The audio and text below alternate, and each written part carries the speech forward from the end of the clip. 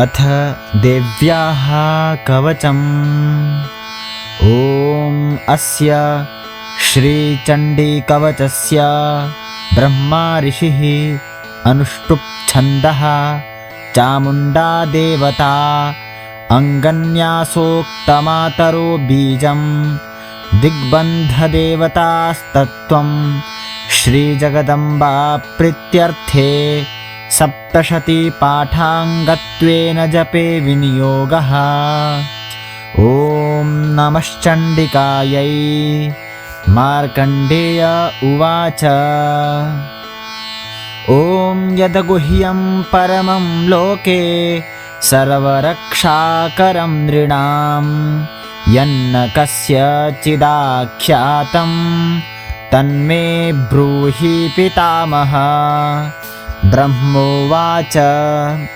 अस्ति गुह्यतमं विप्र सर्वभूतोपकारकं देव्यास्तु कवचं पुण्यं तच्छृणुस्व महामुने।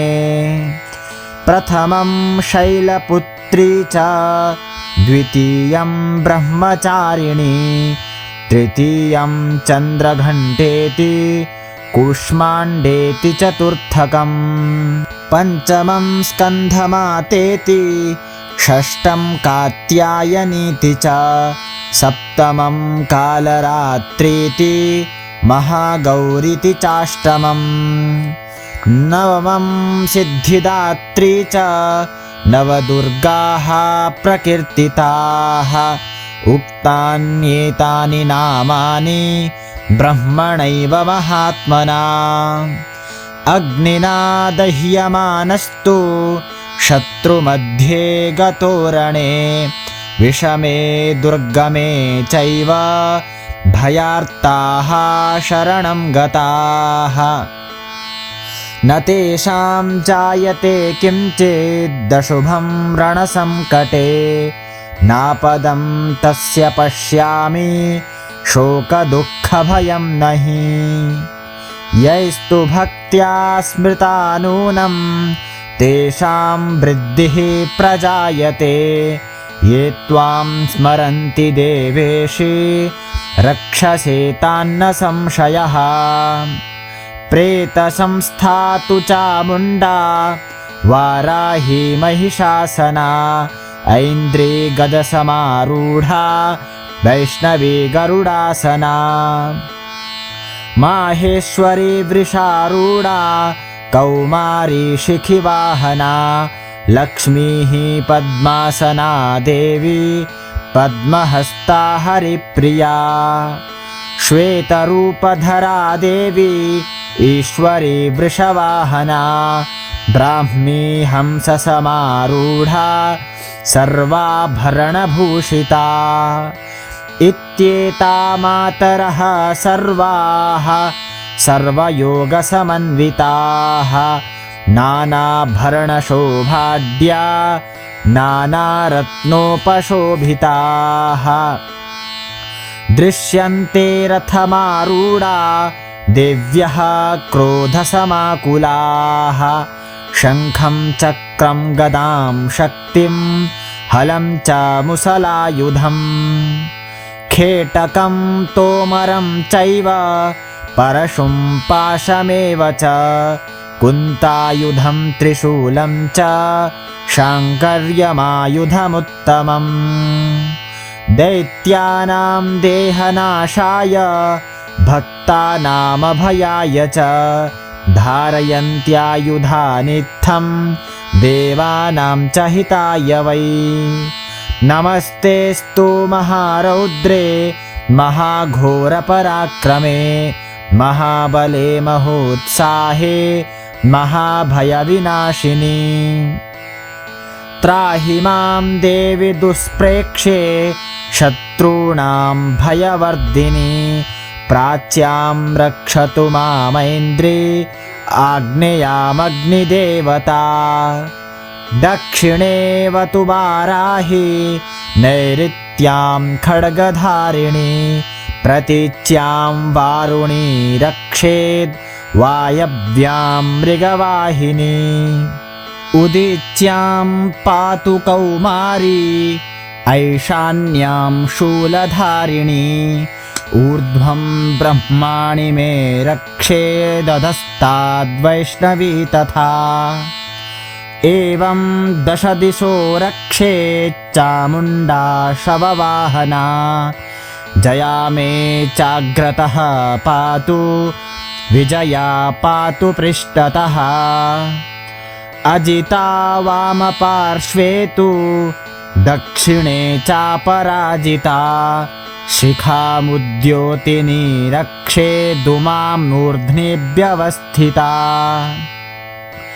मालाधरी ललाटे च भ्रुवौ रक्षेद्यशस्विनी त्रिनेत्रा च भ्रुवोर्मध्ये यमघण्टा च नासिके शङ्खिनी चक्षुषोर्मध्ये श्रोत्रयोर्द्वारवासिनी कपोलौ कालिका रक्षेत् कर्णमूले तु शाङ्करी नासिकायां सुगन्धा च उत्तरोष्ठे च चर्चिका अधरे चामृतकला जिह्वायां च सरस्वती दन्तान् रक्षतु कौमारी कण्ठदेशे तु चण्डिका घटिकां चित्रघण्टा च महामाया च तालुके कामाक्षी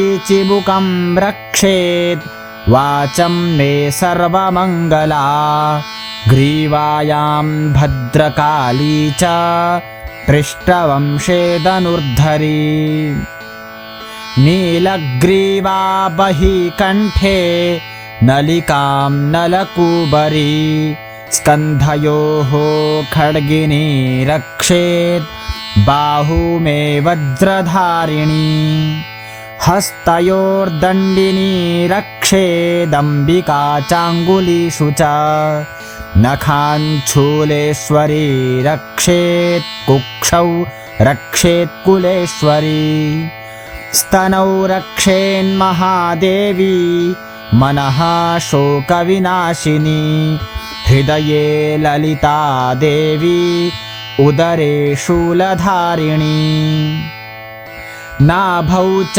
कामिनी रक्षेत् गुह्यं गुह्येश्वरी तथा पूतना कामिका मेढ्रं गुदे महिषवाहिनी कट्यां भगवती रक्षेज्जानुनी विन्ध्यवासिनी जङ्घे महाबला रक्षेत् सर्वकामप्रदायिनी गुल्फयोर्नारसिंही च पादपृष्ठे तु तैजसी पादाङ्गुलीषु श्रीरक्षेत् पादाधस्तलवासिनी नखान्तंष्ट्राकराली च केशांश्चैवोर्ध्वकेशिनी रोमकूपेषु कौबेरी त्वचं बागेश्वरी तथा रक्तमज्जावसामां सान्यस्थिमेदांसि पार्वती अन्त्राणि कालरात्रिश्च पितं च मुकुटेश्वरी पद्मावती पद्मकोशे कफे चूडामणिस्तथा ज्वालामुखी नखज्वाला मभेद्या सर्वसन्धिषु शुक्रं ब्रह्माणि मे रक्षेच्छायां छत्रेश्वरी तथा अहङ्कारं मनोबुद्धिं रक्षेन्मे धर्मधारिणी प्राणापानौ तथा व्यानमुदानं च समानकं वज्रहस्ता च मे रक्षेत् प्राणं कल्याणशोभना रसे रूपे च गन्धे च शब्दे स्पर्शे च योगिनी सत्वं रजस्तमश्चैव रक्षेन्नारायणी सदा आयु रक्षतु वाराही धर्मं रक्षतु वैष्णवी यशः कीर्तिं च लक्ष्मीं च धनं विद्यां च चक्रिणी गोत्रमिन्द्राणि मे रक्षेत् पशून् मे रक्ष चण्डिके पुत्रान् रक्षेन्महालक्ष्मीर्भार्यां रक्षतु भैरवी पन्थानं सुपथा रक्षेन् मार्गं क्षेमकरी तथा राजद्वारे महालक्ष्मीर्विजया सर्वतः स्थिता रक्षाहीनं तु यत्स्थानं वर्जितं कवचेन तु तत्सर्वं रक्ष मे देवी जयन्ती पापनाशिनी पदमेकं न गच्छेत्तु यदिच्छेच्छोभमात्मनः कवचेनावृतो नित्यं यत्र यत्रैव गच्छति तत्र तत्रार्थलाभश्च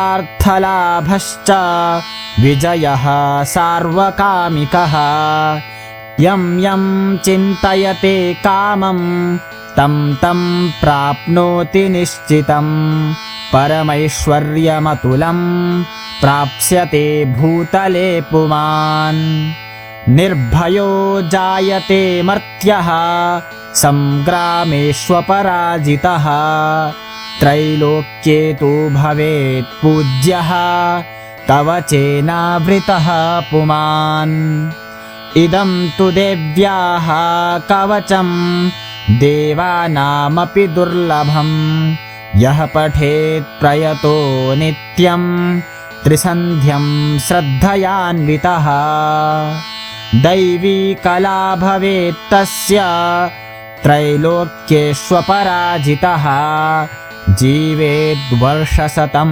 साग्रमपमृत्युर्विवर्जितः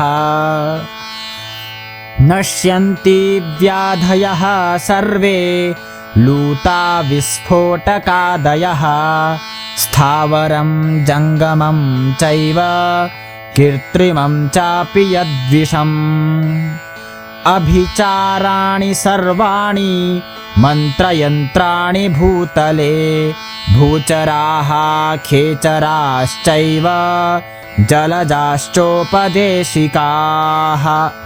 सहजा कुलजा माला डाकिनी शाकिनी तथा अन्तरिक्षचरा घोरा डाकिन्यश्च महाबलाः ग्रहभूतपिशाचाश्च यक्षगन्धर्वराक्षसाः ब्रह्मराक्षसवेतालाः कूष्माण्डा भैरवादयः नश्यन्ति दर्शनातस्य कवचे हृदि संस्थिते मानोन्नतिर्भवेत्राज्ञस्तेजो वृद्धिकरं परम् यशसा वर्धते सोऽपि कीर्तिमण्डितभूतले